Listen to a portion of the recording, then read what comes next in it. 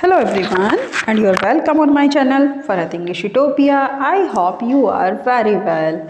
You know that it is the best platform of your English literature study. So we will discuss about the English literature and their writers. Mulk Raj Anand is the Indian writers. You know that very well about Mulk Raj Anand, but हम फिर भी इसके बारे में discuss करेंगे क्योंकि मुल्क राज आनंद जो कि हमारे यहाँ इंडिया के इंग्लिश लिटरेचर्स में एक बहुत ही फेमस और पब्लिश राइटर हैं। उनकी बात की जाए तो उनके नावल वगैरह हम पढ़ते हैं अपने यूजी में, पीजी में।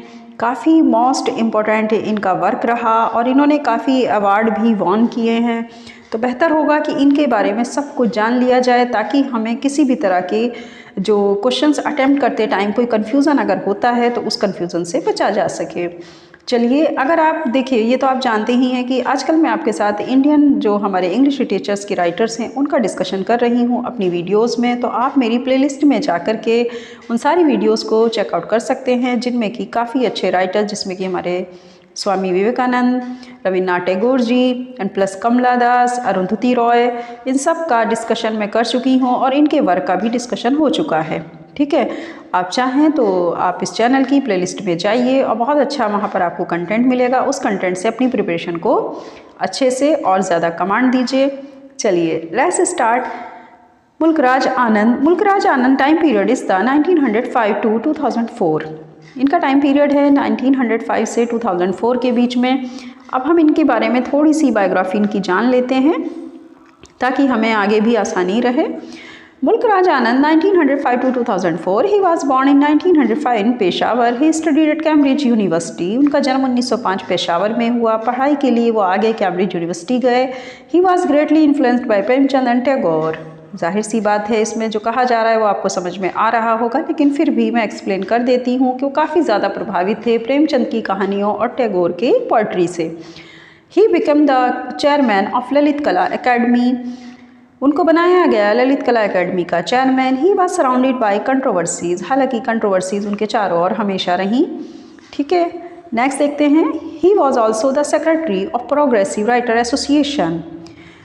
वो प्रोग्रेसिव राइटर एसोसिएशन के सेक्रेटरी भी थे। He wrote more than 12 novels, about 8 short stories and a number of essays.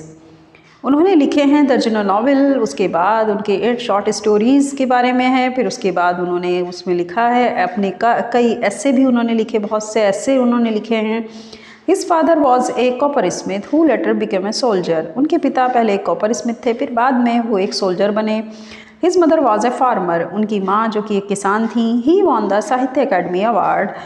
उनको साहित्य अकेडमी अवार्ड भी मिला है। ही डैड इन 2004 में उनकी मृत्यु हो गई। यहाँ तक था इनका एक छोटा सा इंट्रोडक्शन। अब अगर हम इसी में से थोड़ा स्मार्ट्स फैक्ट निकालें तो कुछ इस तरह से होगा। देखिए, मैंने कहा ना, इंग्लिश लिटरेचर स्मार्ट्स स्टडी मांगता है। जब तक आप स्मार्ट स्टडी नहीं करेंगे तो इंग्लिश लिटरेचर से रिलेटेड कोई भी एग्ज़ाम आप बीट नहीं कर पाएंगे। तो बेहतर होगा कि आप पहले स्मार्ट स्टडी करना सीखिए। जैसे हमने इतना सारा बायोग्राफी पढ़ी है मुल्क राज आनंद की, तो क्यों ना उसको शॉर्ट करके थोड़ा सा कम शब्दों में आपके सामने प्रेजेंटेशन दिया जाए। फिर उसके बाद उसमें से भी जो स्मार्ट्स फैक्ट हैं अगर वो निकाल लिए जाएँ तो ज़्यादा ईजी हो जाता है किसी भी चीज़ को याद करना।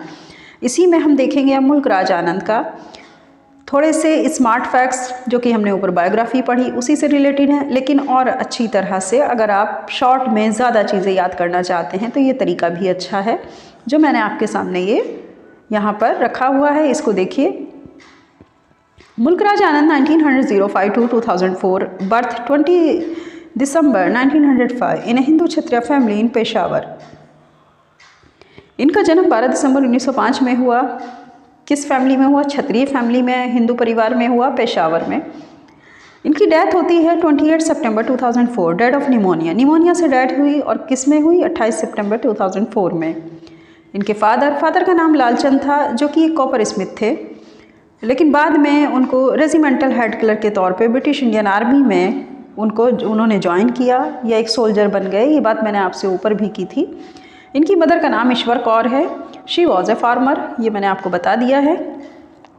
चलिए, अब देखते हैं सम फैक्ट्स अबाउट मुल्क राज आनंद। मुल्क राज आनंद के बारे में कुछ ऐसे फैक्ट्स जो कि जानना बहुत ज़रूरी है। First of all, in 1921, Mulk Raj Anand joined Khalsa college Amritsar. 1921 में मुल्कराज आनंद ने खालसा कॉलेज अमृतसर को ज्वाइन किया। Second point, in 1921, he was imprisoned for his partition in the civil disobedience movement. 1921 में उनको इम्प्रिज़न भी होना पड़ा था, क्योंकि जो हमारे देश आज़ादी की तरफ था तो काफ़ी आंदोलन भी चल रहे थे, तो आप जानते हैं, तो सिविल डिसोबीडियंस का इल्ज़ाम लगा करके उनको इम्प्रिज़न किया गया था। In 1924 he obtained the degree of BA Honours from the Punjab university. Punjab university से उन्होंने BA ऑनर्स की डिग्री को प्राप्त किया। He wrote reviews for Bombay chronicle. Bombay chronicle नाम की मैगज़ीन में वो रिव्यूज़ भी लिखते थे।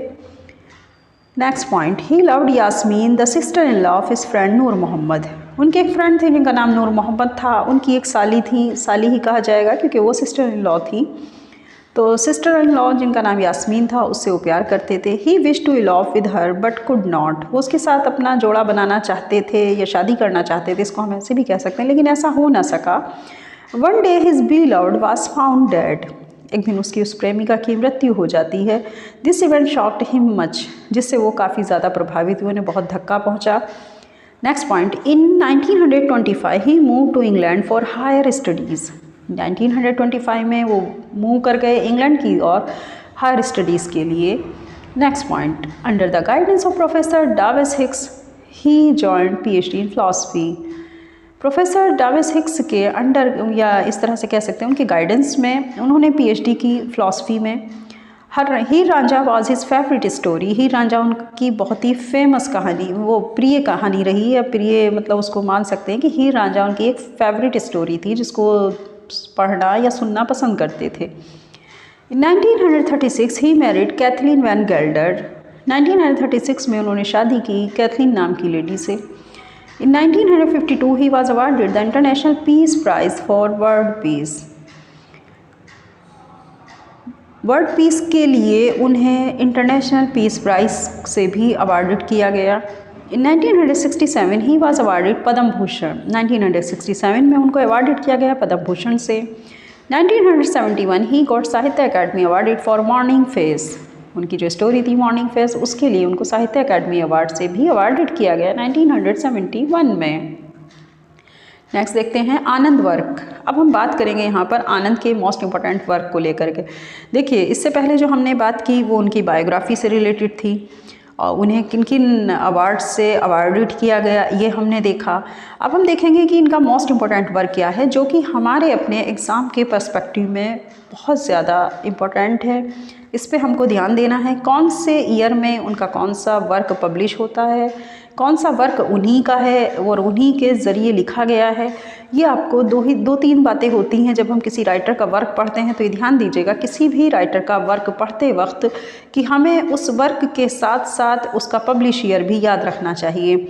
दूसरे, हमें वर्क को लेकर कन्फ्यूज़न नहीं होना चाहिए कि ये मुल्कराज आनंद का है या कमला दास का है। अगर हम इस तरह से कंफ्यूज होंगे तो जाहिर सी बात है कि हम क्वेश्चन सही अटेम्प्ट नहीं कर पाएंगे। तो वर्क को थोड़ा सा आप इसी तरह लिस्ट बना करके प्रिपेयर करेंगे तो आपके लिए आसानी होगी।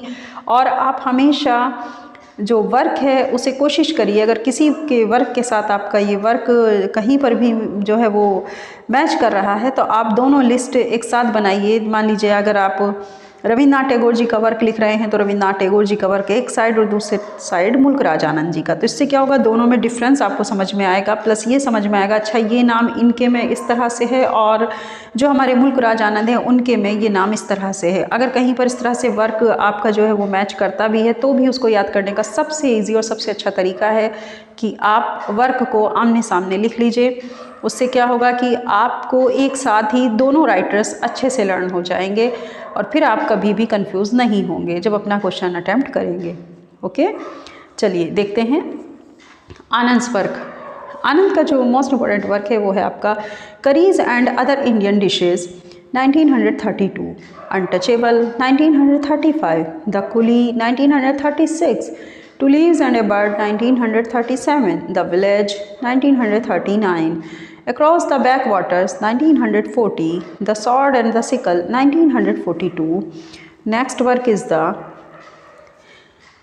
The Barbers Trade Union and Other Stories, 1944. The Tractor and the Corn Goddess and Other Stories, 1944. The Big Heart, 1945. Indian Fairy Tales Retold, 1946. Apology for Heroism, an essay in search of faith, 1946, non-fiction. Seven Summers, 1951. The Private Life of an Indian Prince, 1953. Reflection on the Golden Bed and Other Stories, 1955. Powers of Darkness and Other Stories, 1959. The Old Woman and the Cow or Gauri, 1960. The Road, 1961. Death of a Hero, Epitaph for Maqbool Sherwani, 1963-64. Lajvanti and Other Stories, 1966. Element on the Death of Master of Arts, 1967. Morning Face, 1968. Roots and Flowers, 1972. Non-fiction work है. Conversations, Bloomsbury, 1981. Non-fiction work. 9 Moods of Bharatra, 1998. Power and Pity, 2001. There is the most important work of Mulk Raj Anand. Is that clear? This is the list is completed. Okay. Okay next देखते हैं. अब जो हमें सबसे ज़्यादा work हमारे exam के मतलब पर्पस से याद करना चाहिए, जिस पे ज़्यादा फोकस करना चाहिए, उसमें मैं ये कहूँगी कि 2 नॉवेल जो हैं वो बहुत ज़्यादा मोस्ट इम्पॉर्टेंट हैं. उसकी वजह ये है क्योंकि बच्चों देखो, आपने देखा भी होगा, हम यूजी या पीजी लेवल पर जब जाते हैं तो हमें ये नॉवेल ज़रूर पढ़ने को मिलते हैं. कहीं कहीं पर किसी यूनिवर्सिटी में इसको यूजी लेवल पर ही रखा गया है और कहीं कहीं पर पीजी लेवल पर भी. अनटचेबल तो देखा जाए तो इलाहाबाद स्टेट यूनिवर्सिटी में पीजी लेवल पर है और कुली वो यूजी लेवल पर है. तो बेहतर होगा कि आप भी इसी तरीके से थोड़ा सा ध्यान दीजिए कि इनकी दोनों नॉवेल ही मोस्ट इम्पॉर्टेंट हैं हमारे नेट के पर्पस से भी, और टीजीटी, पीजीटी, जेआईसी, अल्टीग्रेड का अगर कोई भी एग्ज़ाम आप प्रिपेयर कर रहे हैं, उसकी प्रिपरेशन कर रहे हैं, तो जाहिर सी बात है इंग्लिश लिटरेचर में इनके ये 2 वर्क पर ज़्यादा फोकस करिए और इनके पब्लिश ईयर प्लस इसमें स्टोरी क्या थी, मैन कैरेक्टर क्या है, इसे आपको देखना होगा क्योंकि इसके ही अगर हम देखें तो इससे रिलेटेड काफ़ी क्वेश्चंस पूछे जाते हैं. चलिए बात करते हैं. 2 works is the most important of Mulk Raj Anand. So first of all untouchable. This is his first novel. ये इसलिए इम्पोर्टेंट है क्योंकि ये पहला नॉवल था इनका. It was publish in 1935. इसको पब्लिश किया गया 1935 में. It begins with scenes of public latrines, dirty bazaars, lands, alleged and gutters. इसमें शुरुआत में ही जो सीन दिखाए गए हैं वो दिखाए गए हैं पब्लिक शौचालयों से, गंदगी से, बाज़ारों से, गंदे नाले और गटर से शुरुआत होती है इसकी. जब ये नावल की स्टार्टिंग होती है, आप इसको पढ़िएगा, काफ़ी अच्छा नावल है ये भी. It brought name and fame to him. यही वो नावल था जिससे इनको बहुत ज़्यादा नाम और प्रसिद्धि मिली थी. It was translated into many other languages. इसको अलग अलग लैंग्वेजेस में ट्रांसलेटेड भी किया गया. Bakha the hero belongs to the downtrodden race. Bakha एक इसका सबसे ज़्यादा मोस्ट इम्पॉर्टेंट कैरेक्टर है, ये भी मैं बता दूं आपको. वही इसका हीरो है जो बिलोंग करता है एक ऐसे पिछड़े हुए, या इस तरह से हम कह सकते हैं कि मतलब क्षुद्र, जिसको कहा जाता है ना शूद्र वाले से, कि जिसमें कि जो लोग मतलब भंगी वंगी टाइप के होते हैं ना, उस तरह के जो है इसमें बक्खा को दिखाया गया है. और वही उसका हीरो भी कहलाया इस नावल का. उसने उसका जो रोल प्ले किया है वो बहुत अच्छा किया है. और इसमें एक ऐसी मतलब ऐसे दुख और ऐसे उसको ग्रीवनेस को दिखाया गया है कि किस तरह ये लोग अपनी जो है मतलब दुनिया की गंदगी साफ़ करते हैं, फिर भी बेइज्जती बर्दाश्त करते हैं. तो किस तरह इनको नीच समझा जाता है, शूद्र समझा जाता है. तो यही सब इसके अंदर है. ठीक है, आप पढ़िएगा इसको, बहुत अच्छा नावल है. नेक्स्ट देखते हैं कुली. कुली में क्या है. It was written in 1936. ये 1936 में लिखा गया. Its hero is Munnu. इसका हीरो है Munnu. It is a realistic and picaresque novel. ये बहुत ही वास्तविकता के पास है ये नावल अगर देखा जाए. ये भी बहुत अच्छा नावल है. It presents A graphic picture of the Bombay slums. इसमें दिखाया गया है उस तस्वीर को जो कि बॉम्बे की झुग्गी झोपड़ियों की है. It is a social tragedy in which Munno's budding youth is crushed by cruel human social forces. इस पूरे नावल में हमें ये समझने में ज़्यादा देर नहीं लगती कि किस तरह समाज एक मुन्नू जो है वो बहुत ही मतलब देखा जाए तो बहुत ज़्यादा ट्रेजिडीज़ से गुज़रता है, लेकिन क्योंकि इनह्यूमन अगर हम देखें तो इंसान इतना ज़्यादा क्रूर हो जाता है जिससे मुन्नू टूट जाता है। जो सोशल जो लोग हैं उसके चारों तरफ वो उसको इतना ज़्यादा प्रेशराइज़ कर देते हैं कि मुन्नू टूट जाता है और इसी में उसकी डेथ भी हो जाती है। तो इसीलिए उसको हम कहें तो एक तरह से ये एक ट्रेजेडी नॉवेल है और मुन्नू इसका हीरो है। ये भी आप देख लीजिएगा कि मुन्नू जो कैरेक्टर है it is the strong character, और मुन्नू ही मतलब मुन्नू के ज़रिए दिखाया जाता है कि हमारी सोसाइटी कितनी क्रूल है, इंसानियत नाम की चीज़ नहीं, और या इस तरह की चीज़ें कि अगर एक गरीब इंसान है तो उसको किस हद तक दबाया जाता है, समाज उसे किस हद तक जो है जितना प्रेशराइज़ कर सकता है उतना प्रेशराइज़ किया जाता है और अंत में मुन्नू टूट जाता है। यही इस नावल की कहानी है। तो आप इसे भी ज़रूर पढ़िएगा, बहुत अच्छा नावल है और मैं आपको यही सजेस्ट करूँगी कि आप ये 2 नावल तो ज़रूर ही पढ़ के इनके कैरेक्टर्स को ध्यान दीजिएगा क्योंकि इनसे क्वेश्चंस पूछे जाते हैं। ओके, चलिए अगर आपको ये मतलब और ज़्यादा वीडियोस देखनी हैं जो कि इंडियन राइटर्स की मैंने यहाँ पर अपलोड की हैं अपने चैनल फरहत इंग्लिश यूटोपिया पर, तो आप इसकी प्लेलिस्ट में जा कर के और भी वीडियोस देख सकते हैं जिसमें मैंने इंडियन राइटर्स को काफ़ी डिस्कस किया है, आपके साथ उनके वर्क्स को डिस्कस किया है और हम इसी तरह आपके लिए अच्छी वीडियो लेकर के आते रहेंगे। आप चैनल को लाइक सब्सक्राइब शेयर ज़रूर करिए ताकि ज़्यादा से ज़्यादा स्टूडेंट्स इस चैनल पर जुड़ें और अपनी प्रिपरेशन को अच्छी तरह से करें और उनका जो है इस प्रिपरेशन को करने में हेल्प मिले ताकि अगर कहीं पर वो कंफ्यूज हो रहे हों तो उनका कंफ्यूजन भी दूर हो अपने क्वेश्चंस को अटेम्प्ट करने में। चलिए इसी के साथ अब हम विदा लेते हैं, नेक्स्ट वीडियो में फिर मिलेंगे और आप इसी तरह नेक्स्ट वीडियो में हमें चाहें तो आप कमेंट बॉक्स में अपने अच्छे सजेशन दे सकते हैं। अगर आपको किसी राइटर पर डिस्कशन चाहिए तो हम वो डिस्कशन भी उस राइटर के ऊपर कर देंगे आपके साथ वीडियो में, तो आप चाहें तो कमेंट बॉक्स में हमें लिख करके भेज सकते हैं। या आपको कोई दिक्कत हो रही हो इंग्लिश लिटरेचर से रिलेटेड, अगर किसी भी तरह की कोई भी प्रॉब्लम हो रही हो किसी चीज़ को तैयारी करने में या कहीं पर कुछ समझना चाहते हैं तो आप बेशक हमें कमेंट बॉक्स में लिख करके सेंड कर सकते हैं, हम ज़रूर उस पर आपके साथ डिस्कस करेंगे। ओके, चलिए अब आप अपना ख्याल रखिएगा, अल्लाह हाफ़िज़।